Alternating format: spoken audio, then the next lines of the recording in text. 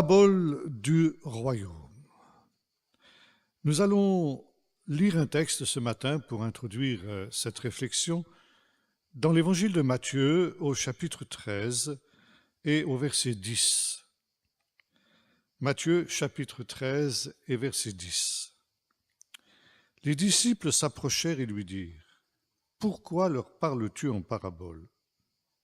Jésus leur répondit : « Parce qu'il vous a été donné de connaître les mystères du royaume des cieux, et qu'à eux cela ne leur a pas été donné.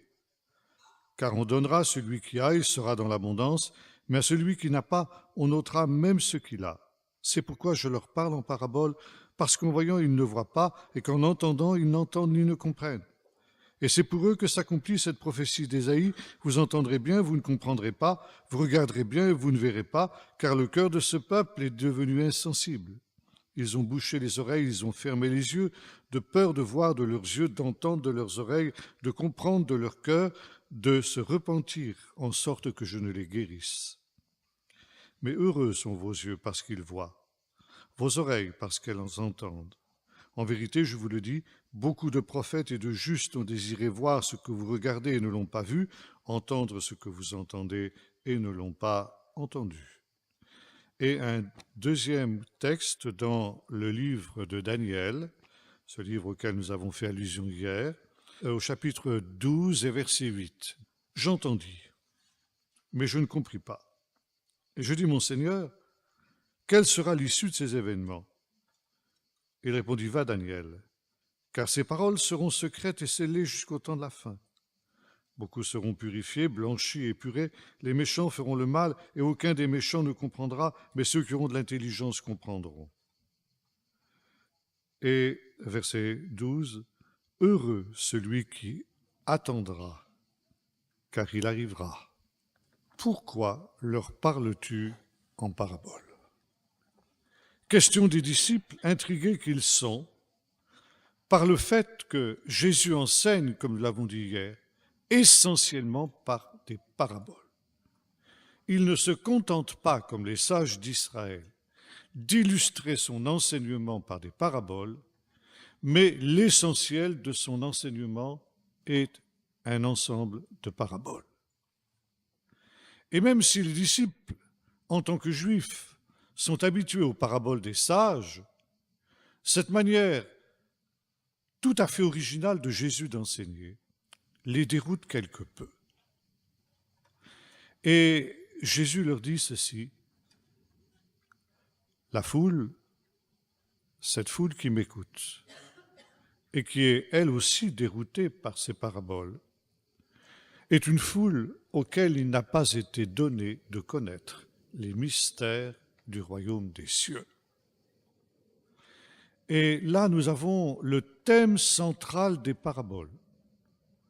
Ce thème central, c'est le dévoilement, l'apocalypse des mystères du royaume des cieux. Et Jésus ici, dans le texte de Matthieu 13 que nous avons lu, commente en réalité le deuxième texte, celui que nous avons lu, de Daniel 12. J'entendis, mais je ne compris pas. Et l'ange dit à Daniel, ne cherche pas à comprendre, parce que, bien que tu sois un grand homme de Dieu, toi Daniel, à toi non plus il n'est pas donné de comprendre les mystères du royaume de Dieu, pour lesquels cependant tu as eu une révélation. Mais cette révélation ne concerne pas ta génération, elle concerne la génération de la fin. Et c'est la raison pour laquelle les mystères du royaume de Dieu seront voilés jusqu'à la dernière génération. Et quand le temps sera venu, le temps de ce dévoilement, le temps de cet apocalypse, tous ne seront pas au bénéfice de cette révélation, simplement des hommes sages. Ces mystères seront révélés à des hommes sages qui comprendront, mais aucun des méchants ne comprendra. Et dans le texte que nous avons lu de Matthieu, Jésus dit en substance à ses disciples Le temps de ce dévoilement des mystères du royaume des cieux est arrivé. Vous êtes la génération dont l'ange avait parlé à Daniel. Le temps est arrivé, mais il y a un tri, il y a une séparation. À certains, il a été donné de connaître les mystères du royaume des cieux, ça veut dire de comprendre le sens des paraboles. À d'autres, cela n'a pas été donné.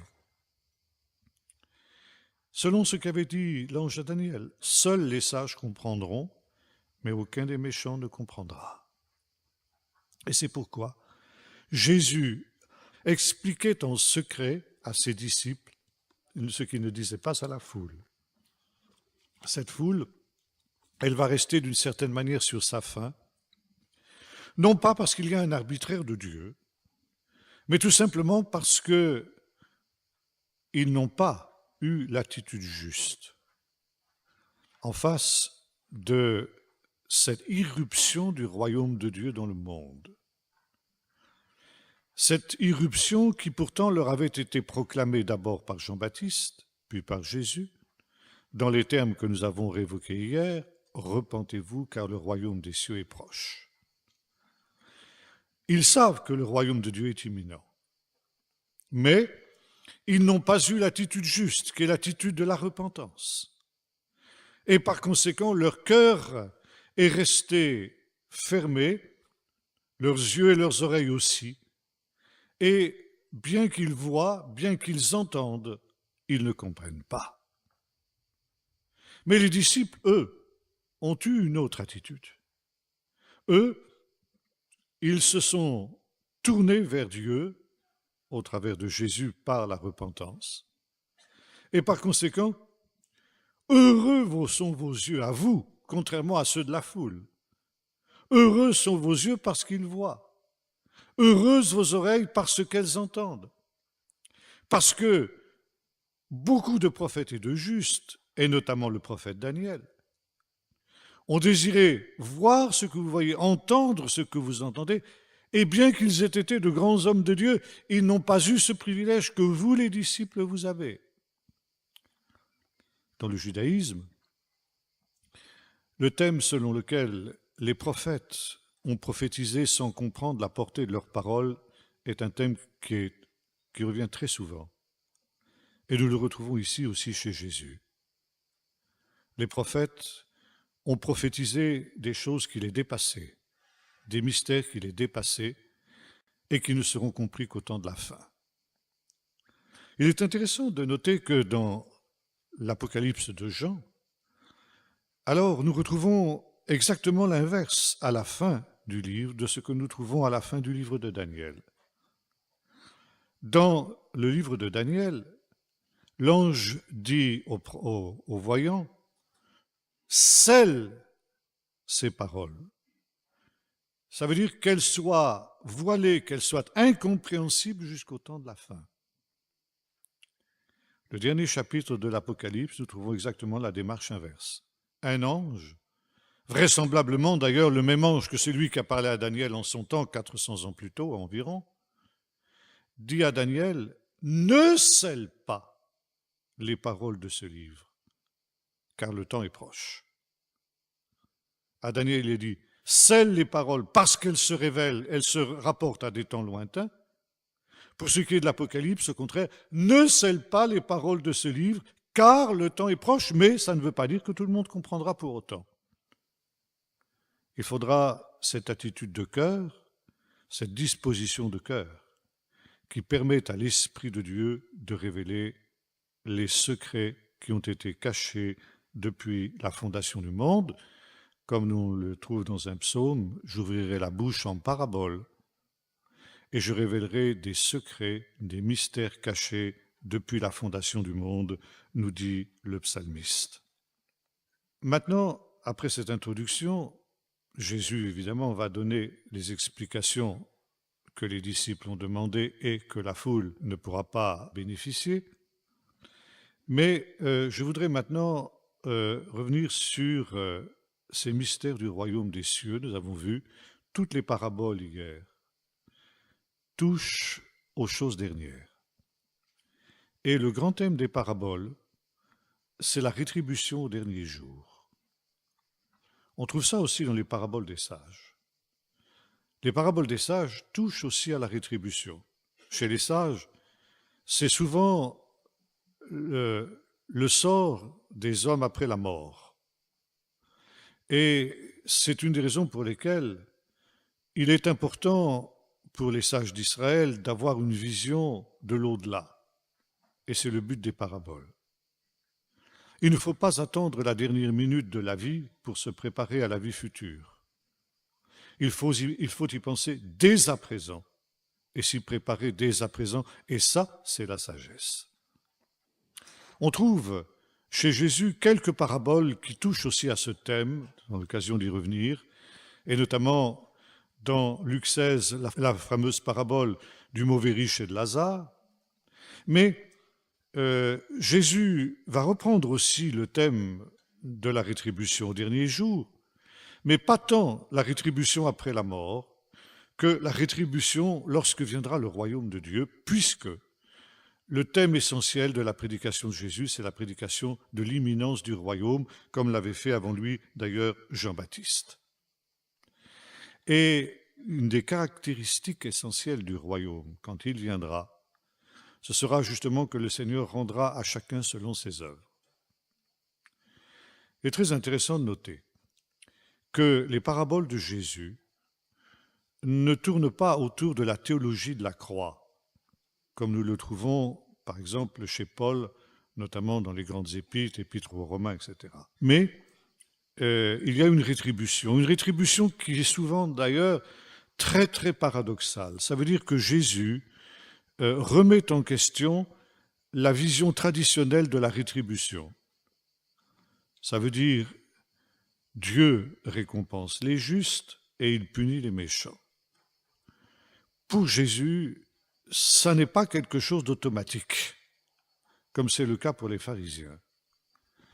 Et Jésus aura cette parole dont on trouve d'ailleurs un certain équivalent chez les sages.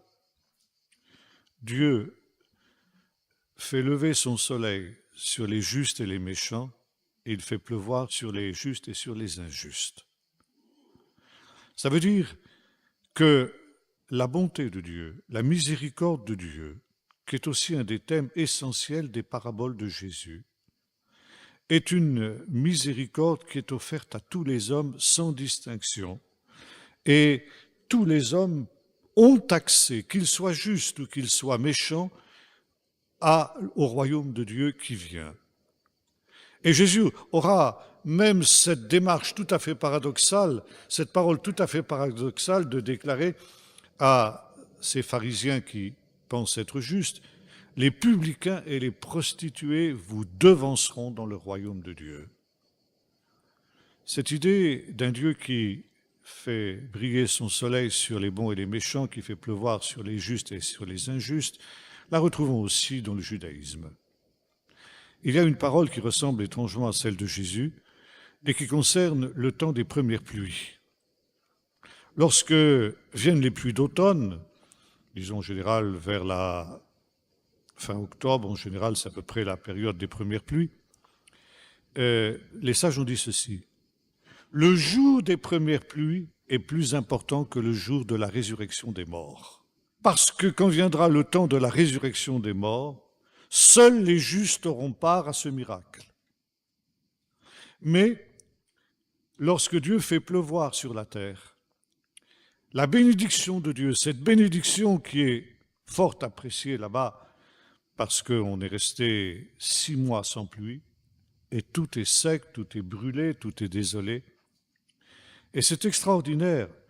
Mon petit-fils qui est là et qui vit dans le désert pourrait nous en parler d'une manière un peu plus précise encore.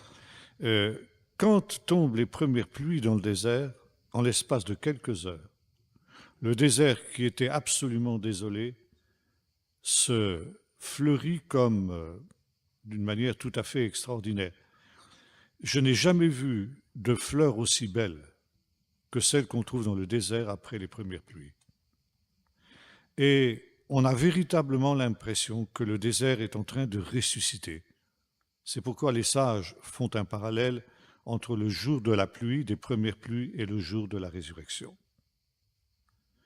Or, cette bénédiction qu'est la pluie, parce que c'est la bénédiction de Dieu, et quand vient la période des premières pluies, on prie pour que le Seigneur envoie la bénédiction. Et cette bénédiction, elle concerne les justes et les injustes. Tant est grande la bonté et la miséricorde du Père. Et l'un des thèmes essentiels des paraboles de Jésus, c'est justement cette faveur imméritée que Dieu offre à tous les hommes. Et de la même manière que Dieu envoie ce signe de son amour en travers de la pluie, qui va féconder, qui va arroser le désert, qui va le transformer en un véritable jardin d'Éden. De la même manière, Dieu offre son royaume, la grâce de son royaume à tous les êtres humains. Et c'est cette manifestation du royaume de Dieu, elle se manifeste par les signes et par les miracles que Jésus réalise. Nous aurons l'occasion de voir que ces signes et ces miracles qui accompagnent la prédication de Jésus et qui d'une certaine manière sont aussi des paraboles en action. Et c'est surtout Jean qui va insister sur ce thème dans son évangile. Il faut voir au-delà du signe, au-delà du miracle. Notamment, au moment de la multiplication des pains, Jésus va reprocher à la foule de rester au niveau terre-à-terre. On a mangé le pain de la terre, on a mangé le pain matériel, et la foule est enthousiasmée parce que la foule se dit, avec un homme pareil qui est capable de nous donner du pain autant qu'on en veut, plus encore, puisqu'il y a, après, on ramasse une énorme quantité des morceaux qui restent. Et pour Jean, c'est d'ailleurs la pointe du miracle. Non seulement chacun a été rassasié et en a mangé autant qu'il en a voulu, mais en plus de ça, il y a encore une énorme quantité de restes. Et la foule est enthousiaste, il n'y a plus besoin de travailler à cause de ça. J'ai dit non, non, non, non, non, non.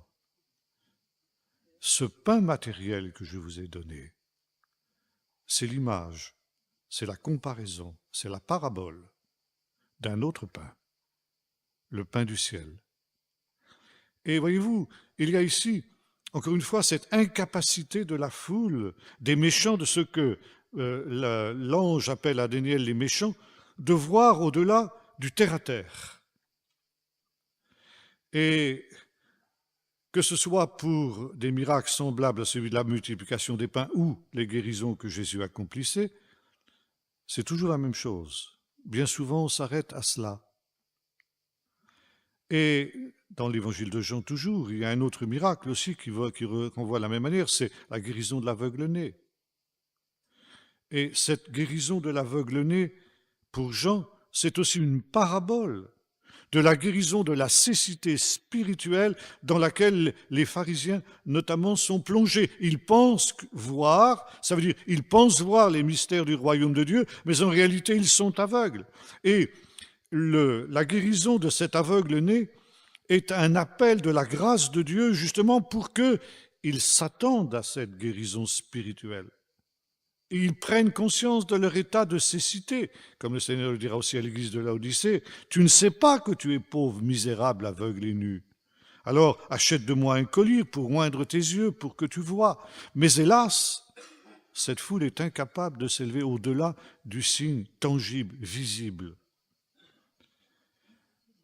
Et voilà donc, en face de ces miracles, de ces signes, ça veut dire de ces paraboles en action que Jésus réalise, eh bien, l'attitude juste, normale, que le Seigneur attend, eh bien, c'est la foi et la repentance. Et il y a un texte très connu dans l'évangile de Matthieu où Jésus s'en prend aux villes au sein desquelles il a fait la plupart de ses miracles. Vous connaissez ce texte, « Malheur à toi, Chorazine, malheur à toi, Bethsaïda. Car si les miracles qui ont été faits au milieu de toi l'avaient été à Tyr et à Sidon, il y a longtemps qu'elle se serait repentie avec le sac et la cendre. C'est pourquoi je vous le dis en vérité, au jour du jugement, encore une fois thème de la rétribution finale, au jour des jugements, Tyr et Sidon seront traités moins rigoureusement que toi.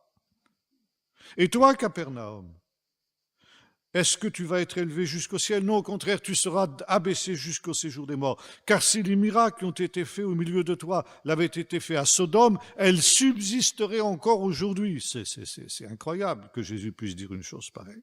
C'est pourquoi au jour du jugement, Sodome sera traité moins rigoureusement que toi. Et retrouvez aussi une parole un peu semblable. Quand Jésus dit à ces pharisiens qui demandent un signe venant du ciel, il ne vous sera pas donné d'autre signe que celui de Jonas. Et voyez-vous, là, c'est aussi sa mort et sa résurrection qui vont être une parabole.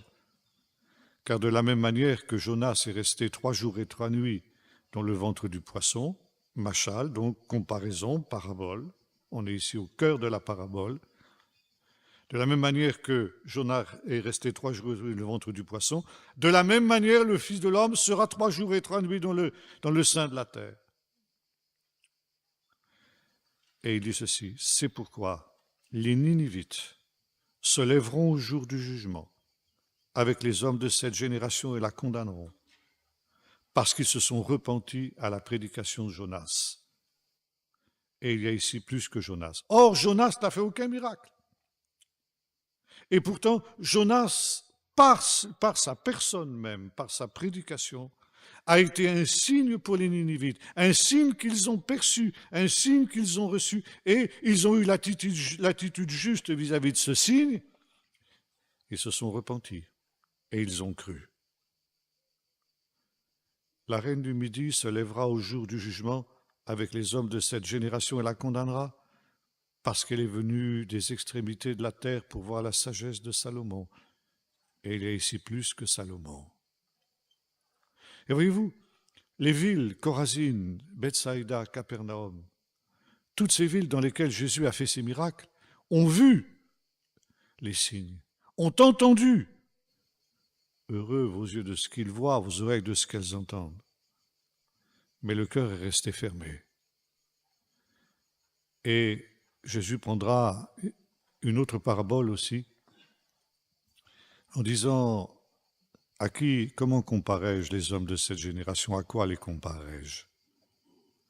Ils ressemblent à des enfants qui font des reproches à d'autres en disant, nous avons joué de la flûte et vous ne vous êtes pas réjouis. Nous avons chanté des complaintes et vous ne vous êtes pas lamentés. Et voyez-vous, il n'y a pas eu la réponse logique, il n'y a pas eu la réponse normale. Et la réponse normale, en face de ce que l'on perçoit, quand ces mystères du royaume de Dieu vous sont présentés au travers des signes surnaturels de Jésus, parce que ce sont les signes du royaume de Dieu. Il y a aussi dans l'évangile de Matthieu un autre texte où nous voyons Jésus guérir des démoniaques. Guérison des démoniaques, c'était d'une certaine manière la spécialité de Jésus et c'était un des grands signes du royaume parce que c'était le signe que le royaume de Satan, le règne de Satan était ébranlé. Et en face de cette guérison de démoniaques, les pharisiens disent, mais c'est par Belzébul, le prince des démons, qu'il chasse les démons. Et Jésus reprend ces gens, dit, écoutez, réfléchissez quelques instants. Si c'est par Belzébul que je chasse les démons, ça veut dire que Satan se chasse lui-même. Ça veut dire que Satan s'auto-détruit. Vous croyez qu'il est assez stupide pour avoir un comportement pareil? Bien sûr que non. Par conséquent, la seule conclusion logique c'est que c'est par le doigt de Dieu que je chasse les démons. C'est-à-dire par l'Esprit de Dieu. Il y a deux versions différentes dans Matthieu et dans Luc. Dans Matthieu, il nous est dit ceci, « Si c'est par l'Esprit de Dieu que je chasse les démons ». Et Luc emploie une autre expression, « Si c'est par le doigt de Dieu que je chasse les démons ». Ça veut dire le doigt de Dieu et l'Esprit de Dieu sont synonymes. Autrement dit, si c'est par la puissance de Dieu que je chasse les démons, alors c'est le signe que le royaume de Dieu est venu vers vous. Et lorsque on a réalisé que le royaume de Dieu vous a atteint, parce que l'on a été l'objet d'une grâce de Dieu particulière, parce que l'on a été guéri ou qu'on a été témoin d'une guérison, parce que on a vu cette manifestation du surnaturel de Dieu, cette manifestation de la puissance de Dieu, alors c'est le signe de l'imminence du royaume. Et c'est une grâce qui touche tous les êtres humains, les bons et les méchants. Jésus guérissait les malades sans leur demander s'ils étaient justes ou pas. Les malades qui venaient vers lui étaient guéris, systématiquement. Et Jésus ne posait aucune condition préalable. Le royaume des cieux fait irruption dans la vie de tout être humain sans aucune condition préalable. Mais lorsque on a été témoin de cette grâce de Dieu, de cette bénédiction de Dieu, ou qu'on en a été soi-même le bénéficiaire, alors le Seigneur attend de nous une certaine attitude, un certain comportement, la foi et la repentance. Et cette attitude, en face de ce royaume qui a été manifesté, va être le critère sur lequel aura lieu le jugement au dernier jour. Jésus remet en question toute dignité humaine. Jésus efface toute différence entre juste et méchant. Et ça, c'est particulièrement scandaleux pour les pharisiens. Et il va jusqu'à manger avec les pécheurs, les gens de mauvaise vie. Il se laisse oindre de parfum par la prostituée. Scandale. Jésus rend nulle, vaine, toute dignité humaine. Et ce n'est plus sur le critère d'une conduite juste ou d'une conduite injuste qu'aura lieu le jugement que Jésus dépeint dans ses paraboles au dernier jour, mais sur la réponse que chaque être humain aura donnée en face des signes du royaume. Seront sauvés au dernier jour ceux qui ont cru et seront perdus ceux qui n'auront pas cru. C'est un nouveau critère de jugement que Jésus expose dans les paraboles. Je vous renvoie par exemple à une parabole bien connue sur laquelle nous aurons l'occasion de revenir, la parabole du grand festin.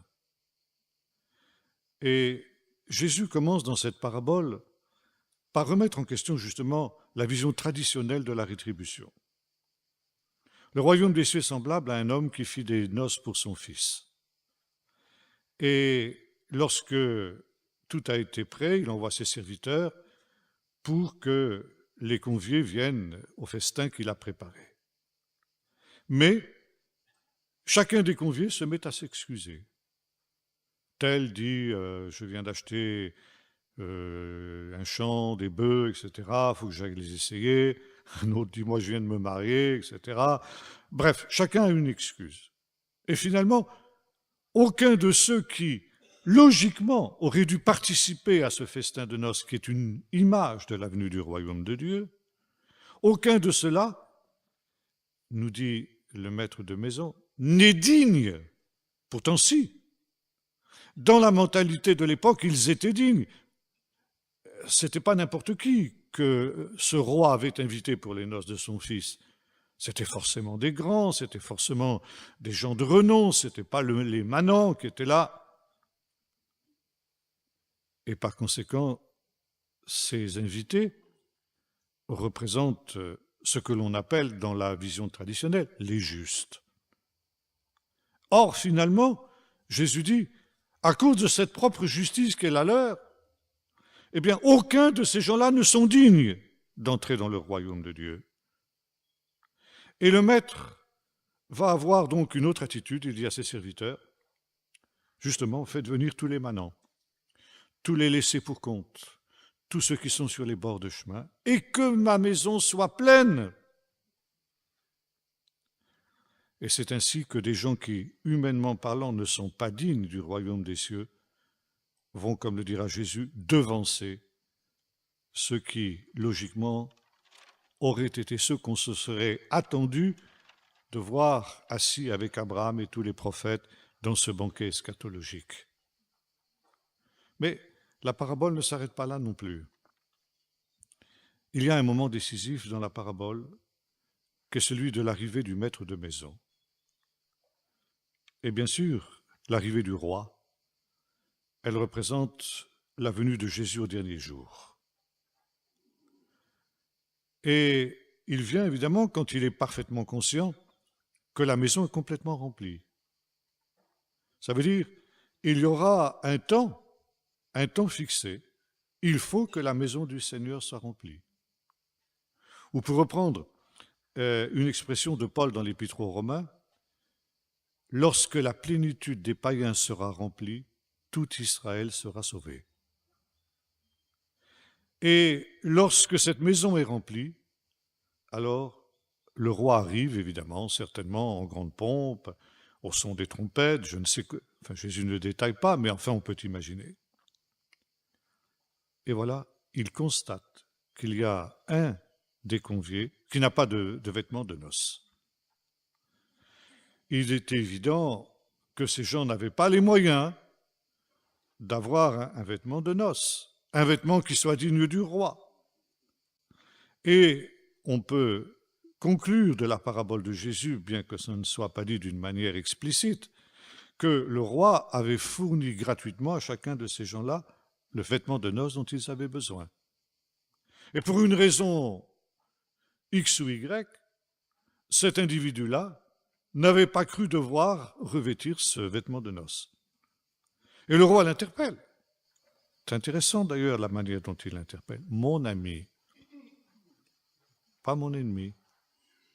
Tu es invité toi aussi. Tu as été invité comme les autres.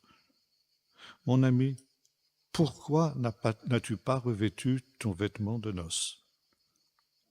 Et Jésus nous dit, cet homme eut la bouche fermée parce qu'il n'avait aucune excuse. Et là, précisément, parce qu'il n'a pas eu l'attitude juste, l'attitude de foi, l'attitude de respect, l'attitude de repentance, eh bien Jésus dit, prenez-le et jetez-le dehors. Voyez-vous, le thème de la rétribution, mais une rétribution qui n'est pas en relation avec, disons, la morale traditionnelle, l'éthique traditionnelle, mais une vision nouvelle des relations entre Dieu et l'homme, d'un Dieu qui est miséricordieux et bon, d'un Dieu qui manifeste aux hommes ce qu'on appelle en hébreu le chesed, c'est intraduisible en français. La bonté, l'amour, la miséricorde, la grâce, c'est tout ça le chesed. Dieu est un Dieu de chesed. Et ça, c'est le grand thème des paraboles. Mais il ne faut pas négliger, il ne faut pas piétiner ce chesed que Dieu t'offre. Si Dieu te l'offre et que tu la rejettes, que tu la méprises, alors attention à toi. Au dernier jour, c'est sur ce critère-là que tu vas être jugé. Maintenant, on a vu hier que les paraboles qui nous présentent ce monde brisé entre juste et méchant, parce que c'est un nouveau clivage qui s'instaure. Non plus le clivage traditionnel selon la morale non moins traditionnelle, mais un clivage sur ceux qui croient et ceux qui ne croient pas, entre ceux qui croient et qui ne croient pas. Et c'est une nouvelle justice qui est offerte à l'homme. Une justice qui s'obtient par la foi. Mais cette justice, nous l'avons vu aussi, elle est en relation avec la sagesse et la folie. Et nous avons vu que le thème des paraboles, aussi bien des paraboles des sages que des paraboles de Jésus, tourne autour de ce clivage entre juste et méchant, mais surtout entre sage et fou.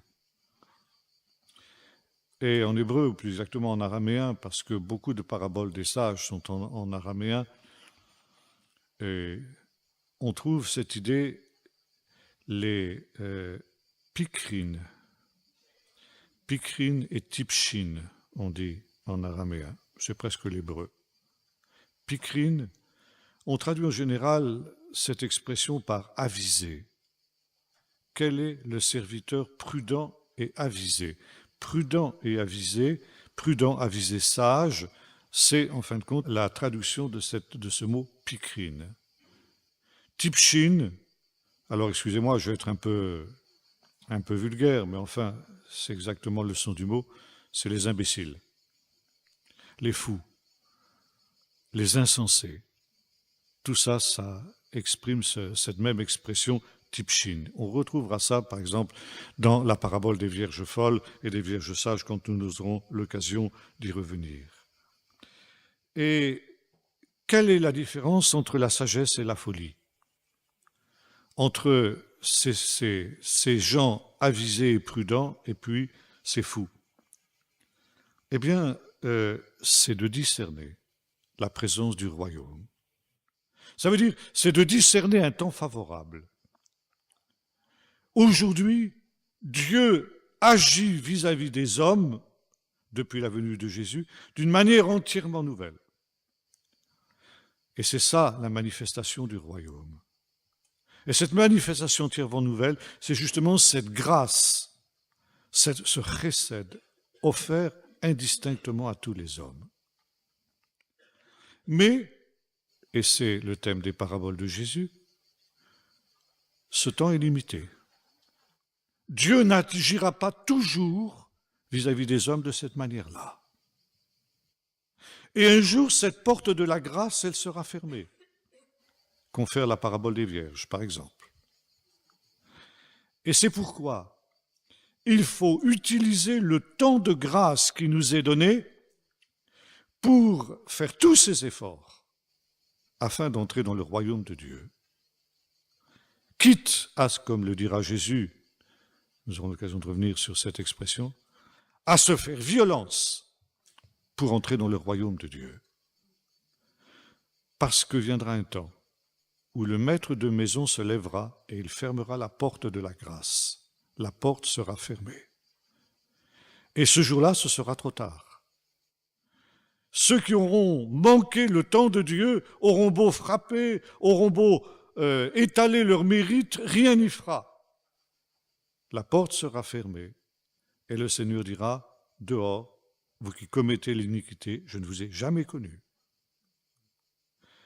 Et la sagesse, c'est justement de discerner ce temps favorable qui est offert à chaque être humain.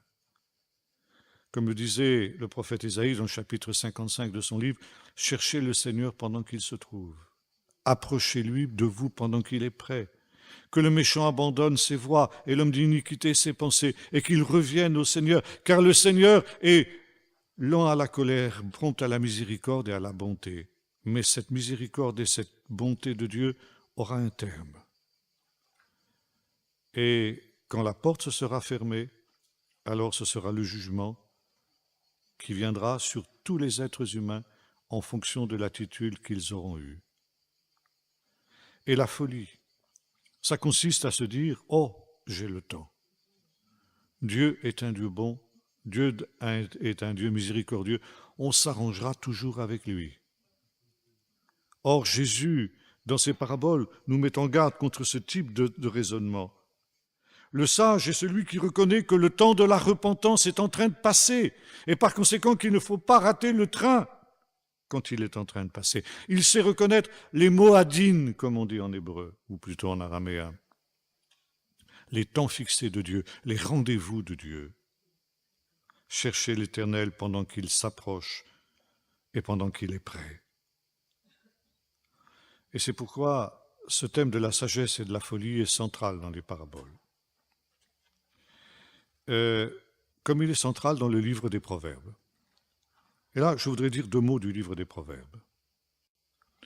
Le livre des Proverbes, donc le livre des paraboles, puisque c'est le même mot en hébreu,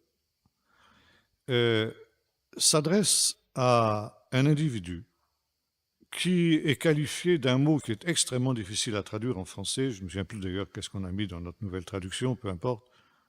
Mais dans la plupart des traductions, on l'appelle le naïf. Le naïf, c'est un jeune garçon, un adolescent, un jeune homme, qui n'a aucune expérience de la vie et qui est en quelque sorte comme un vase vide, qui est prêt à recevoir n'importe quoi, ce que l'on y mettra. Et je vous renvoie à ce que nous avons dit hier du monde brisé. On retrouve ce thème du monde brisé, par exemple, dans un écrit de Qumran qu'on appelle la règle de la communauté, qui commence de la manière suivante. Il y a 2 chemins devant chaque être humain, le chemin de la vie et le chemin de la mort, le chemin de la bénédiction et le chemin de la malédiction. Et sur ces 2 chemins, il y a 2 esprits qui président à ces chemins. Sur le chemin des ténèbres et de la mort, il y a l'esprit de Béliar. Béliar, c'est le diable, dans la langue des gens de Qumran. Et sur le chemin de la vie et de la bénédiction, il y a l'esprit de Dieu. Et ces 2 esprits sont en conflit permanent au travers du cœur de chaque être humain. Ça veut dire, l'esprit de Dieu essaye d'entraîner chaque être humain sur son chemin, le chemin de la vie. Et l'esprit de Béliar essaye de l'amener sur son chemin, c'est-à-dire le chemin de la mort. Et chaque être humain doit choisir lequel de ces 2 esprits il va écouter, auquel de ces 2 esprits il va choisir. Et ça, c'est exactement le thème du livre des Proverbes. Voilà notre garçon, ce naïf, qui se trouve à la croisée de ces 2 chemins. Le chemin de la vie et le chemin de la mort, le chemin de la sagesse et le chemin de la folie. L'auteur du livre s'adresse à ce garçon en des termes suivants, mon fils. Alors, c'est peut-être pas son fils biologiquement parlant, mais c'est son fils spirituel. Il y a un texte dans le Talmud qui nous dit ceci, « Celui qui enseigne au fils de son prochain un verset de l'Écriture, cela lui est considéré comme s'il avait lui-même engendré. » Par conséquent, il y a une paternité spirituelle, vous trouvez ça dans le Nouveau Testament, Paul qui parlera de Timothée comme de son fils, ce n'est pas son fils biologique, bien sûr. Enfin bon, de nombreux exemples. Mon fils. Et le but de l'auteur du livre, c'est d'amener ce jeune homme, ce naïf, à choisir le chemin de la sagesse et à délaisser le chemin de la folie. Et ces 2 réalités, sagesse et folie, sont représentées sous la forme de 2 femmes dans le livre des Proverbes. La folie est représentée par l'étrangère, la prostituée, la femme de mauvaise vie, dont l'auteur cherche à éloigner le jeune homme en le mettant en garde contre ses attraits, ses filets, qui pourtant sont tellement séduisants, en sorte que, comme le dira Jésus quand il reprendra aussi dans une parabole ce thème des 2 voies, large est le chemin qui mène à la perdition, et c'est la raison pour laquelle il y a de nombreux qui marchent sur ce chemin-là. Mais étroite est la porte, resserrée est le chemin qui mène à la vie, il y en a peu qui le trouvent. Et malgré les apparences, malgré son caractère séduisant, cette folie qui est incarnée par cette femme de mauvaise vie, eh bien, conduit à la mort, comme le chemin large conduit à la mort. Et puis, à la fin du livre, au chapitre 31 du livre des Proverbes, nous trouvons une autre femme, la femme vertueuse, dont le chapitre 31 fait l'éloge. Et autant l'étrangère, la prostituée, représente la folie, autant cette femme vertueuse représente la sagesse. Et le jeune homme, le naïf, est invité à choisir la sagesse et à délaisser la folie, de la même manière qu'il est amené à choisir cette femme vertueuse plutôt que la prostituée malgré tous ses attraits. Et vous retrouvez ces deux thèmes dans une célèbre parabole de Jésus, la parabole des vierges. 5 sont folles, comme la prostituée du livre des Proverbes, et 5 sont sages, comme la femme vertueuse du livre des Proverbes. Il est intéressant de noter que dans la tradition juive, jusqu'à nos jours, le jour du Shabbat, le soir du Shabbat, le père de famille lit à ses enfants ce chapitre 31 du livre des Proverbes sur la femme vertueuse, pour que les enfants apprennent à respecter et à honorer leur mère. Donc nous sommes ici véritablement devant aussi une parabole. Deux femmes qui représentent deux réalités que chaque être humain doit choisir.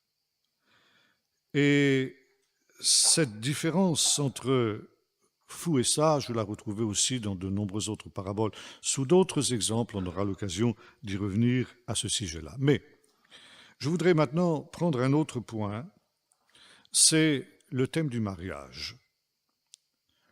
Un des thèmes qui revient très souvent dans les paraboles, c'est le thème du mariage. Nous avons vu donc rétribution, thème de la sagesse et de la folie, division entre fou et sage, et puis, troisième point, donc, le thème du mariage. On en a déjà un peu parlé avec la parabole du grand festin, mais comme les sages l'ont fait avant lui, Jésus a souvent employé ce thème du mariage dans ses paraboles. Pourquoi mariage? Pour 3 raisons. Première raison, parce que le mariage est, disent les sages, dans la vie d'un être humain, dans la vie d'un homme ou d'une femme, le moment de leur plus grande joie dans leur vie.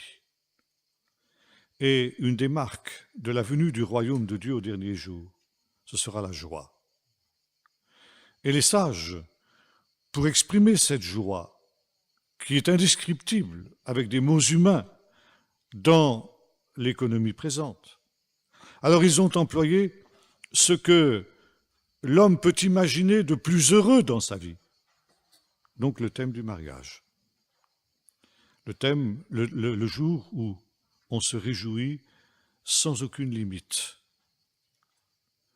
Et puis, la deuxième raison, c'est que il y a aussi le thème de la réconciliation.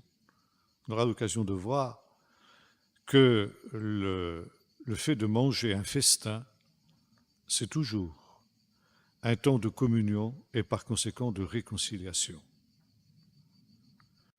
Et un des thèmes essentiels des paraboles, c'est le thème du pardon.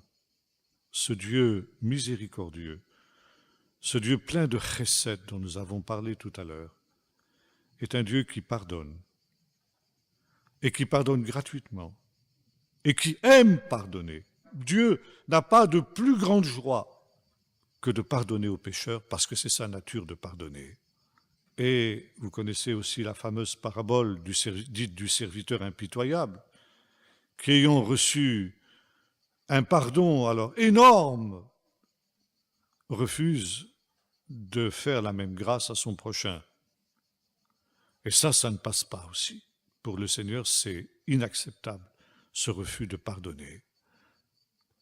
Et la première chose que Jésus dit à ses disciples le soir de Pâques, quand il leur apparaît dans la chambre haute, c'est ceci: eh bien,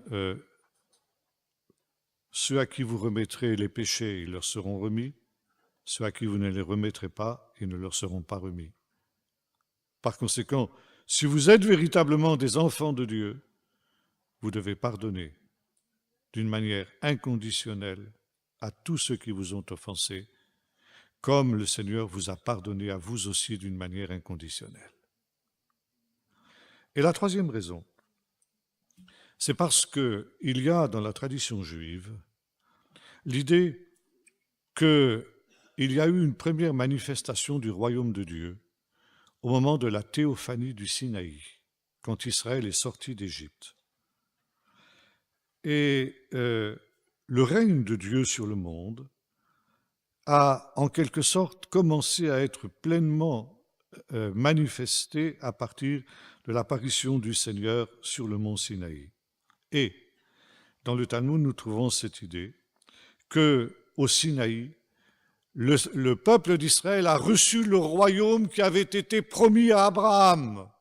Et comment a-t-il reçu cela? Eh bien, au travers de ce qui est un mot clé du vocabulaire de l'Écriture, l'alliance. Dieu a fait alliance avec le peuple. Cette alliance qu'il avait promise à Abraham et qu'il a manifestée et réalisée sur le mont Sinaï. L'alliance, c'est aussi un mot qui est employé aujourd'hui pour désigner un mariage. Et lorsque un jeune homme épouse une jeune fille dans la tradition juive, eh bien, il fait alliance avec cette jeune fille. Une alliance indissoluble. Vous retrouvez ça, par exemple, dans le livre du prophète Ézéchiel, où Jérusalem, aussi sous une parabole, est comparée à une femme prostituée, justement. Et évoquant ce qui est un des thèmes aussi récurrents chez les prophètes constamment, ce thème d'Israël sous l'image d'une épouse infidèle revient. Et le Seigneur évoque la manière dont il est tombé amoureux d'Israël. Parce qu'il rappellera ceci, ce n'est pas parce que tu es un peuple plus intelligent, plus grand, plus formidable que les autres que le Seigneur t'a choisi. C'est tout simplement parce que le Seigneur t'aime. Le Seigneur t'a aimé d'une manière inconditionnelle. Pourquoi tel jeune homme va s'enamouracher de telle jeune fille? Il n'y a pas d'explication. C'est quelque chose qui est irrationnel. On appelle ça le coup de foudre. Bien, Dieu a eu le coup de foudre pour Israël, sans raison. Et donc, je passais, je t'ai vu là, et j'ai étendu sur toi le pan de mon manteau, dit le prophète, et je fis alliance avec toi. Le mariage, c'est une alliance. Et dans la tradition juive, il y a cette idée que l'alliance du Sinaï a été les épousailles de Dieu avec Israël. Dans la tradition juive, un mariage juif se pratique de la manière suivante. Quelqu'un m'en parlait ce matin. Les fiancés prennent place sur ce qu'on appelle la choupa, c'est-à-dire un dé nuptial avec 4 piquets qui sont tenus par 4 garçons d'honneur. Et le fiancé fait 3 fois le tour de sa fiancée en disant ceci: tu es sanctifié. Ça veut dire tu es mis à part pour être ma femme selon la Torah de Moïse et d'Israël. Sanctifié n'a pas le sens qu'on lui donne dans notre vocabulaire évangélique. Ça veut dire une perfection morale, c'est ce qu'on entend par la sanctification. Mais en hébreu, le mot sanctifié, kiddush, ça veut dire tout simplement mis à part. Ça veut dire des millions de femmes qu'il y a dans le monde, tu es mis à part de toutes ces femmes-là pour être ma femme. Ça veut dire que je m'engage, je fais alliance avec toi, je fais ce contrat avec toi. Une alliance, c'est un contrat que j'aurai avec toi et avec toi seul des relations que je n'aurai avec aucune autre femme. Je m'engage à cela. Et toi de même, tu t'engages à n'avoir de relations que tu auras avec moi, avec aucun autre homme que moi. Ça, c'est l'alliance.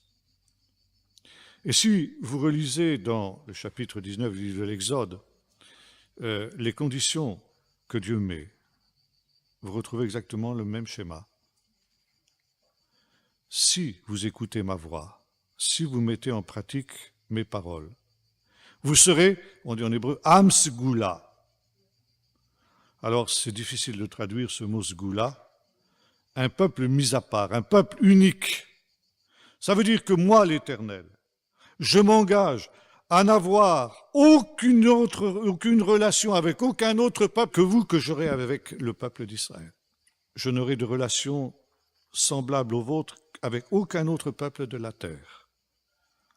C'est pourquoi toutes les alliances ne concernent que le seul peuple d'Israël. Dieu n'a jamais fait d'alliance avec les païens. Là, vous choquez, mais c'est comme ça. Alors, les païens, les païens, Dieu leur a fait la grâce de leur ouvrir à titre individuel l'alliance qu'il a conclue avec Israël. Et quand vous vous tournez vers Jésus, vous entrez dans l'alliance qui a été conclue avec Israël. Bon, je ferme la parenthèse. Donc ici, un peuple unique. Vous serez pour moi un peuple unique. Mais, en contrepartie, j'attends de vous que vous n'ayez pas d'autre Dieu devant ma face.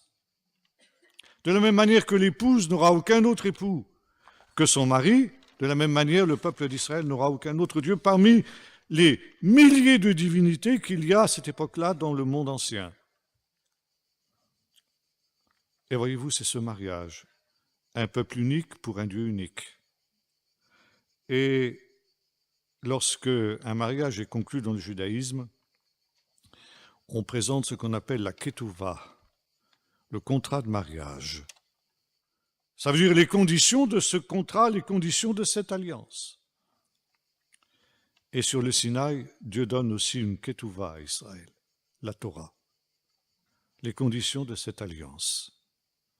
C'est le contrat de mariage entre Dieu et Israël. Or, selon le Midrash, les Israélites n'ont pas compris ce qui s'est passé vraiment sur le Sinaï à cette époque-là. Ils n'ont pas compris que c'était le règne de Dieu, c'était le royaume de Dieu qui venait pour eux, et que cette Torah était justement la manifestation de ce royaume de Dieu. Et ils l'ont compris, dit le Midrash, uniquement comme quelque chose qui se référait à l'avenir. Autrement, ils auraient évité tous les malheurs qui les ont atteints dans leur histoire.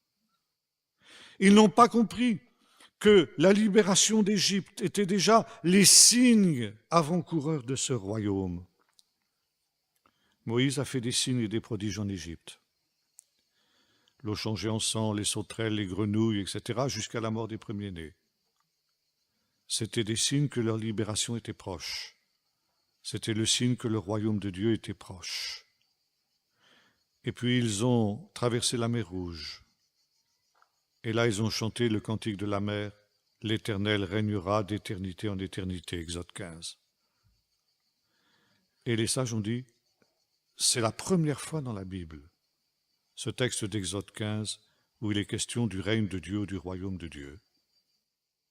L'Éternel régnera éternellement d'éternité en éternité, parce que les peuples ont vu la puissance de Dieu, qui a fait ces signes et ces miracles et ces prodiges en Égypte.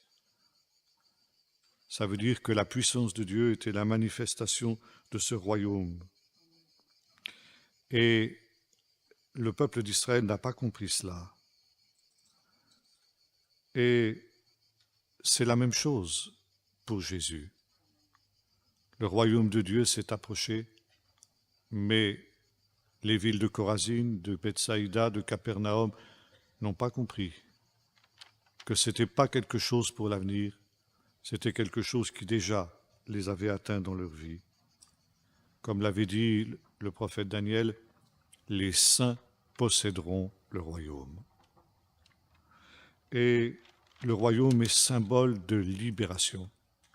De la même manière qu'Israël a été libéré d'Égypte, de la même manière, Jésus manifeste la présence actuelle de ce royaume par la libération du joug de Satan. Chaque fois que Jésus libère un homme de ses chaînes, qu'elles soient physiques, par une guérison physique, par une libération d'une possession, ou tout simplement par le pardon des péchés, le trône de Satan vacille. Et c'est la manifestation de la puissance de Dieu.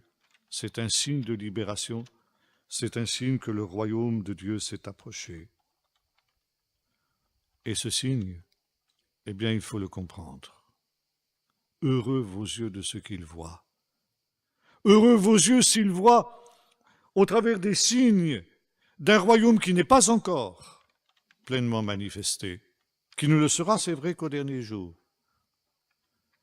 mais déjà les signes du royaume de Dieu sont présents, comme l'étaient les signes de la libération en Égypte lorsque Moïse accomplissait tous ses miracles dans le pays d'Égypte. Le peuple d'Israël était toujours esclave de Pharaon, mais ces miracles qu'il faisait ébranlaient chacun un peu plus le trône du Pharaon et par conséquent préparaient la libération du peuple d'Israël. Nous ne sommes pas encore libres du royaume de Satan. Le prince de ce monde est toujours le prince de ce monde. Mais déjà, le royaume de Dieu a fait irruption au milieu du monde, de ce monde-ci, en ce sens que les signes du royaume de Dieu sont déjà présents. Et le Seigneur est celui qui est aujourd'hui à même de manifester cette puissance de Dieu, qui est la promesse de l'imminence de la libération finale et de la venue du royaume de Dieu. Pourquoi leur parles-tu en parabole? Parce qu'ils voient ces choses, parce qu'ils les entendent, mais ils ne les comprennent pas, parce que leur cœur est endurci, parce qu'ils refusent de croire, parce qu'ils refusent de se repentir. Alors, ce sont des choses qui sont voilées à leurs yeux. Mais heureux vous, mes disciples, parce que vos yeux voient, vos oreilles entendent, vos cœurs comprennent, que, au travers de ces choses, c'est déjà le royaume de Dieu qui vous a atteint.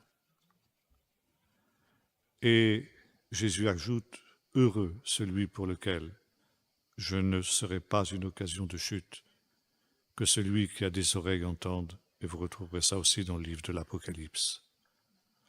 Aujourd'hui, c'est ce royaume qui nous est aussi offert de la même manière qu'il était aux contemporains de Jésus. Et en face de ces réalités, nous avons deux attitudes possibles. Ou recevoir ce royaume dans la joie et la foi et la repentance, ou bien l'écarter d'un revers de main et continuer notre chemin comme avant, sans réaliser qu'il y a un temps donné, un temps de grâce, un temps où il est possible de recevoir les réalités de ce royaume, mais qu'un autre temps viendra où la porte sera fermée. C'est aujourd'hui qu'il faut saisir la grâce de Dieu, d'un Dieu miséricordieux qui fait pleuvoir sur les justes et les injustes et qui fait lever son soleil sur les méchants et sur les bons. Parce que pour l'heure, il agit vis-à-vis des hommes sur la base de la chesed. Demain, il le fera sur la base du jugement. Nous allons prier maintenant. Seigneur notre Dieu, merci pour cette grâce imméritée. Merci parce qu'en Jésus, Seigneur, cette grâce qui est la marque du royaume nous a déjà atteints. Merci, Seigneur, parce que ce pardon, qui n'était qu'une promesse dans l'Écriture, est devenu maintenant quelque chose de réel, quelque chose de concret, quelque chose que nous pouvons recevoir. Merci, Seigneur, parce que les signes du royaume nous ont atteints. Merci parce que les aveugles voient, les sourds entendent, les boiteux marchent, les lépreux sont purifiés et la bonne nouvelle est annoncée aux pauvres. Merci, Seigneur, parce que, comme Jonas, tu es resté 3 jours et 3 nuits dans le sein de la terre. Et en toi-même, tu es un signe pour les hommes de tous les temps et de tous les lieux.